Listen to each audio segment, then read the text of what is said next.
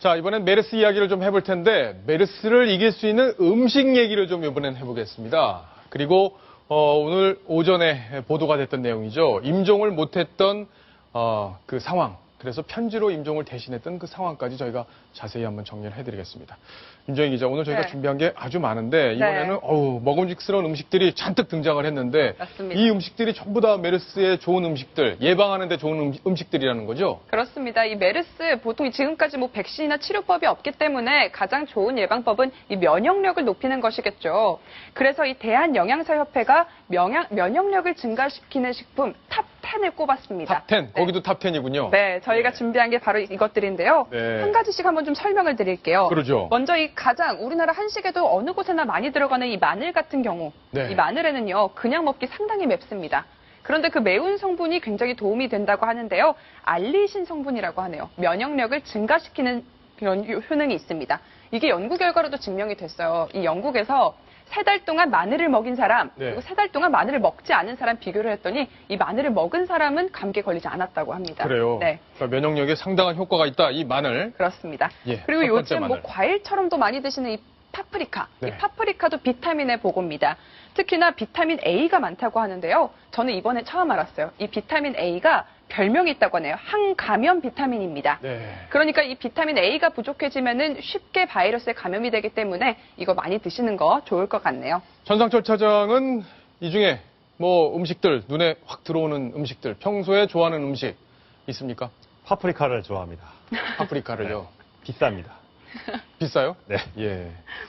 파프리카 많이 드셔야겠습니다. 아무래도 메르스 지금 공포가 많고, 사실 언론사가 이 메르스 현장으로 많이 취재를 가게 돼요. 그래서 이제 카메라로 직접 가고 기자들도 직접 가서 여러 사람들을 만나고 또 돌아오기 때문에 이 밀폐된 공간이 또 언론사에 많기 때문에 사실 긴장감이 적지 않게 있는 게 사실인데, 저희들도 이런 예방할 수 있는 음식들을 많이 먹는 게 좋겠다 이런 생각이 듭니다. 이 파프리카 여기까지 됐고요. 나머지 음식들이 또 있네요. 네, 보통 이렇게 야채만 있다 하면 또 애들이 잘 안 먹습니다. 그래서 이번에 또 고기도 있는데요. 이 고등어 있죠? 이 고등어도 영양의 보고입니다. 특히나 이 몸에 좋은 지방산 오메가3가 많은데요. 이 오메가3 염증을 완화시키는 것은 물론이고 감기와 독감으로부터 폐를 보호한다고 합니다. 메르스 보통 폐 망가뜨리죠? 그렇죠. 훨씬 더 많이 먹으면 좋을 것 같고요. 이 돼지고기도 면역력을 증가시키는 다양한 이런 아연 같은 그런 미네랄이 많기 때문에 드시는 거 좋다고 하네요. 네. 몸에 평소에 먹어도 좋은 것들이 쭉 나와 있는데 이 견과류가 전 눈에 띕니다. 예, 이 견과류도 굉장히 좋은가 보죠? 네, 이 견과류 보통 다이어트 할 때 많이 먹으라고 하잖아요. 그런데 면역력에도 굉장히 좋은데요. 호두, 아몬 같은 거에는 이 비타민 E와 셀레늄이 많습니다. 특히 이 비타민 E와 셀레늄을 같이 먹게 된다고 하면 훨씬 더 이 시너지 효과가 난다고 하는데요. 전립선암 같은 걸 예방하는 항암 효과도 있다고 하니까 하루에 한 줌씩 드시는 거 건강에 굉장히 좋겠습니다. 네. 이건 현미처럼 보이고요. 된장. 그죠? 이 매실도 요즘에 많이 거론되더라고요. 한의사분들이 또 매실을 많이 추천한다면서요? 맞아요. 이 인터넷이나 SNS에 글이 굉장히 화제가 된 게 하나 있었습니다. 한의사가 올린 글인데요. 이 메르스에 대한 한의학적 단상이라는 글이었습니다. 그런데 그분이 이게 어떻게 얘기를 하냐? 한의학적으로 메르스 예방하는데 가장 좋은 것으로 매실을 추천을 합니다. 왜냐하면 매실은 몸에 채수분을 보충해주고 또 폐와 대장을 온전하게 해서 기침을 낫게 한다. 또 소화를 촉진한다라고 하죠. 보통 감기나 독감, 추울 때 걸리잖아요. 하지만 메르스는 성질이 뜨겁고 또 건조해서요. 몸에 수분이 부족할 때 굉장히 많이 취약하게 걸릴 수가 있다고 합니다. 그러니까 이렇게 수분을 보충해주는 매실 같은 거 드시면 더 도움이 된다고 한의사는 이야기를 하네요. 특히 매실 요즘 제철입니다. 구하기도 쉽다고 하네요. 그러니까 매실을 이렇게 가공해서 드시기도 또 어렵겠지만 요새 매실즙도 많이 나오고, 그죠? 매실 음료도 많이 나오고. 상품들이 있기 때문에 그러니까 먹기 편하실 거예요. 매실 요즘 같은 때 드시면 좋겠다. 이런 생각이 좀 드네요. 그러고 해를 많이 봐야 된다. 이런 얘기는 뭔가요? 네, 그래서 저희가 좀 준비를 했습니다. 아까 제가 탑 10을 꼽았다 영양사학회에서 얘기했잖아요. 그 탑 10에 플러스 1이 하나 더 있었습니다. 아, 그래요? 네, 바로 이 햇빛입니다. 요즘 광노하다, 자외선이다 해가지고 햇빛 피하시는 분들 많은데요. 이 햇빛 많이 쬐 필요도 없고요. 하루에 한 20분 정도 햇빛을 쬐다고 하면은 충분히 비타민 D가 몸에서 합성이 돼서 건강에 도움이 된다고 합니다. 그렇군요. 자, 전문가 얘기를 또 한번 들어봐야 될 텐데, 자, 대한영양사협회 임경숙 회장 지금 전화로 연결을 해서 이런 음식들이 실제 효과가 있는지 한번 검증을 해보겠습니다. 회장님, 안녕하세요. 네, 안녕하십니까. 예, 반갑습니다. 자, 지금 저희가 쭉 소개를 해드렸는데 이 선정된 음식들 메르스 예방에 좋은 이유가 뭔지 궁금합니다. 실제 우리가 이제 자연 치유력, 즉 면역력을 높이는 데는 여러 가지 요인들이 필요한데요. 그런 음식들이 우리 몸에 들어와서 우리가 갖고 있는 자생력도 좀 높이고, 그리고 우리가 건강을 해칠 때 이렇게 나타나는 여러 가지 몸의 증상들이 있어요. 그런 거를 완화하는 데 도움이 되는 그런 식품을 우선 선정을 했습니다. 그렇군요. 중요한 거는 과학적으로 검증이 되어 있는지, 우리가 쉽게 구할 수 있는지, 그리고 우리 식탁에 잘 어울리는 우리에게 익숙한 식품인지 하는 것들이 그런 선정 조건에 포함됐다고 합니다. 그렇군요. 자, 그러면 이 중에서 한 가지만 꼭 꼽아라. 이거 다 드시기도 참 어렵잖아요. 한 가지만 꼽아라. 그럼 뭘 꼽으실까요? 네, 저희가 정말 실은 10가지 꼽는 것도 너무 어려웠는데요. 한 네. 가지 꼽으라시니까 한 가지라고 하면은 저는 현미를 꼽았으면 어떨까 싶습니다. 네. 한 가지만 꼽으라니까 더 어려우시다. 그렇군요. 자, 이 된장, 그리고 김치, 이거 다 발효 음식이잖아요. 이 발효 음식이 또, 더 좋은 것 같다. 뭐, 그리고 요구르트나 이런 것들도 발효 음식인데, 발효 음식의 효과는 어떻습니까?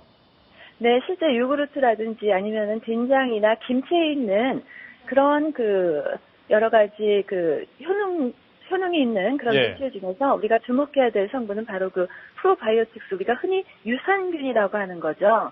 실제 장이 건강한 것이 면역력을 높이는데 굉장히 중요한 요인입니다. 그래서 그렇군요. 장을 건강하게 하는 그런 유산균이 들어있는 식품들, 우리가 보통 요구르트나 이런 것도 꼽을 수 있지만 우리 식생활에서 할 수 있는 것은 잘 발효된 김치, 짜지 않은 김치, 여기에 덧붙여서 청국장이 어떨까 싶습니다. 청국장이요.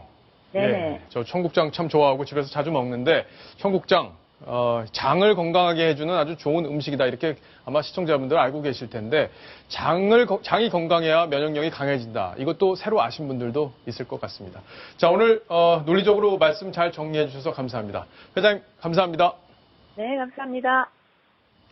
자, 윤정 기자. 네. 자, 음식 얘기는 여기까지 하고 네. 자, 궁금한 게 오늘 희소식이 하나 들려왔어요. 메르스 관련해서 항체를 발견했다. 네. 자, 항체가 발견이 됐으면 이제 백신 개발도 가능하다. 이런 논리로 갈 수 있는 거잖아요. 그렇습니다. 굉장히 반가운 소식인데요. 안타깝게도 뭐 바로 이렇게 단시간 안에 만들어질 수 있는 건 아닙니다. 이 중국의 푸단대학교가 미국의 연구진과 함께 이 항체를 개발을 한 건데요. 이름 M336이라는 백신입니다. 항체입니다. 일단 지금까지는 메르스 치료에 가장 좋은 약물로 알려져 있고요. 이 동물 실험에서도 굉장히 상당한 효과를 나타냈다. 아주 반갑게 이야기를 합니다. 뭐 토끼 등 동물들을 대상으로 한 실험은 성공했지만 하지만 아직까지 뭐 사람을 대상으로 한 임상 실험은 하지 않았기 때문에 예. 아직까지 조금 더 시간이 필요할 것으로 보입니다. 시간이 많이 필요한가요? 그러니까 통상적으로요, 임상 실험을 거친다고 하면은요, 그때까지 수백만 달러의 비용이 드는 건 물론이고요, 네. 시간도 수년이나 걸린다고 하네요. 그래서 일단 이 연구진에서는 중국 정부에서 조금 더 승인을 빨리 내주거나 적극적으로 좀 협조를 해달라. 그리고 이 비용을 마련을 하는데도 제약회사들에서 많이 투자를 해준다면 조금 더 백신 개발이 빨리 될 수 있을 것 같다라고 기대감을 보이기도 했습니다. 그렇군요. 이게 뭐 어쨌든 이번에 다 잡히더라도 네. 사실 메르스가 잡히더라도 언제든지 또 들어올 수 있는 거잖아요. 그럼요. 바이러스가. 얼마 전에 뭐 독일에서도 벌써 사망자가 나타났다라는 얘기가 있으니까 이게 우리나라만의 이야기가 아니라 전 세계적인 일이기 때문에요. 이 백신 개발은 메르스가 잠잠해진 뒤에도 계속되어야 합니다. 그렇군요. 지금 빨리 개발이 됐으면 좋겠다 이런 생각이 드는데 네. 뭐 많은 투자가 필요할 테고 시간도 필요할 텐데 지금 뭐 아프신 분들이 많으니까 빨리 치료약이 필요한 상황이고. 그렇죠. 사실 우리나라 같은 경우에는 이 예산이 지금까지 뭐 메르스를 격리하고 이렇게 시설 투자를 하는데 들어갔기 때문에 실질적으로 메르스 백신에 대한 연구가 진행되지는 않고 있는 것으로 알려져 있습니다. 하지만 다행히 이 옆나라 중국에서만이라도 이 백신 개발이 조금 더 박차를 가하고 있다고 하니까 굉장히 반가운 소식입니다. 예. 자, 지금 그리고 오늘 아침에 아까 저희가 제목으로도 소개를 해드렸는데 네. 가슴이 찡했던 그런 가슴 아픈 이야기가 전해졌었어요. 그렇습니다. 임종을 하지 못해서 편지로 대신 임종을 했다. 얼마나 그 편지를 쓰면서 가슴이 아팠을까. 저도 가슴이 찡한 그런 소식이었는데 네, 어떤 저도 얘기인지 정리를 해주시죠. 요 근래에 읽었던 기사 중에 가장 마음이 아픈 소식이기도 했습니다. 어제 이 대전에 있는 을지대병원 중환자실이 전부 울음바다가 됐다고 합니다. 어떤 사연인지 좀 설명을 해드려야 될 것 같습니다. 지난 4일에 을지대병원에 65세 여성 A씨가 뇌경색으로 입원을 했습니다. 그런데 이 을지대병원 얼마 전에 메르스 환자가 발생을 한 병원이죠. 그랬죠. 그러면서 일종의 다 격리가 됩니다. 코호트 격리라고 하죠. 환자들은 물론이고 의료진들까지 그 병동에 다 격리가 되는 코호트 격리가 시작이 됐습니다. 예. 그러면서 이제 가족들은 물론이고 면회객들 아무도 찾아갈 수 없게 됩니다. 2주 동안 면회가 금지됐고요. 이 A씨와 함께 병동에서 생활도 하기도 했었던 A씨의 가족들, 남편과 아들, 딸 모두 다 자가격리 대상에 되고 맙니다. 그랬군요. 그러니까 일종의 이산 가족이 돼버리고 만 겁니다. 사실 서로 만나지도 못하고 이런 상황이었는데 그 사이에 이 A씨의 건강이 급격하게 나빠져서 뇌경색 수술까지 하게 됐지만 결국 호전을 하지 못하고 병원 측에서는 마음의 준비를 하시는 게 좋겠다라고 연락이 옵니다. 예. 하지만 이 마지막 인사 하러 갈 수 없잖아요. 격리가 되어 있는 있으니까. 상황이니까요. 계속 이 마음 아파서 고민을 하다가 결국 이 가족들이 편지를 씁니다. 네. 편지를 써서 간호사에게 전달을 했고요. 간호사들이 A씨 옆에서 이 편지들을 다 읽어줬다고 합니다. 읽어주면서 이 간호사들도 많이 눈물을 흘렸다고 하는데 이 편지 읽고 나서 5시간 후에 결국 A씨 사망하고 말았습니다. 아유, 편지 내용이 정말 눈물 나던데요. 네. 어떤 내용인지 대신 좀 정리를 해주셔야겠습니다. 먼저 이 남편이 쓴 편지부터 좀 보시겠습니다. 예. 일단 누구누구 엄마에게 전합니다 라고 하면서 이 미안한 마음 또 이런 걸 굉장히 많이 전했는데요. 38년 동안 고생도 했고 보람 있는 일도 많았는데 헤어지게 돼서 가슴이 미어진다. 근심 떨쳐버리고 천국에서 행복하게 남은 우리들을 지켜봐 달라 라고 이야기를 전했습니다. 또 예. 있습니다. 아들이 쓴 편지와 딸이 쓴 편지들이 있는데요. 이 딸이 쓴 편지를 읽으면서 굉장히 많이 간호사들이 눈물을 흘렸다고 하네요. 지난날 엄마 딸로 살아와서 행복했고 또 남은 날들 엄마 딸로 열심히 살겠다.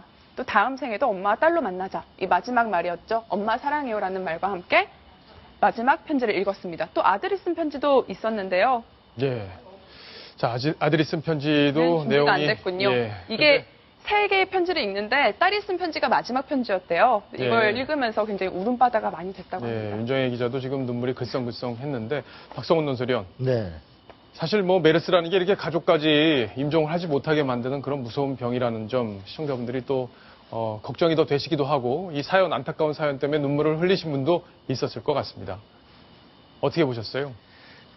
지금 메르스가 가족 간에 정말 예기치 않은 시기에 가족 간의 이별을, 영원한 이별을 어떤 강제하는 이런 사례들이 여기저기 나타나고 있는데 지금 어쨌든 아까 저 편지를 통해서 그 남편의 마음 또 그 따님의 그동안의 어떤 사랑과 그 마음이 좀 전해졌으면 좋겠고 예. 특히나 그 간호사분들이 같이 그것을 읽어주면서 어떤 가시는 그 마지막 임종을 함께 해줬다는 그거 자체도 어떤 이승에서의 마지막 어떤 그 많은 우리가 여러 사람이 함께 그것을 예. 안타까워해줬다는 것을 가시는 길까지 좀 간직하고 가서 편히 쉬셨으면 예. 좋겠습니다. 네. 더 안타까운 건 지금 A씨가 결국 사망하셨다. 편지를 읽고 나서 5시간 후에 사망을 하셨다고 전했는데 사망을 했지만서도 아직까지도 장례를 치를 수는 없습니다. 왜냐하면은 자가격리가 오는 22일까지 계속되어야 되기 때문인데요. 예. 아직까지 돌아가신 어머니라도 볼 수도 없는 상황이고 장례를 치를 수 없는 상황이기 때문에 더 주변을 안타깝게 하고 있다고 하네요. 자, 이 대전 을지대병원 편지를 낭독했던 간호사분 채널A와 인터뷰를 했는데요. 그 목소리를 한번 또 들어보시겠습니다. 선언이 되셨습니다. 담당 간호사가 처음 이제 편지를 읽으려고 하는 순간 너무 가슴 아픈 상황이어서 낭독을 하지 못했고요. 그리고 다음 간호사가 그 다음 부분을 읽는데 또 말문을 못 읽고 계속 그런 상황이 돼서 나중에 끝에는 전부 다 울음바다가 됐습니다.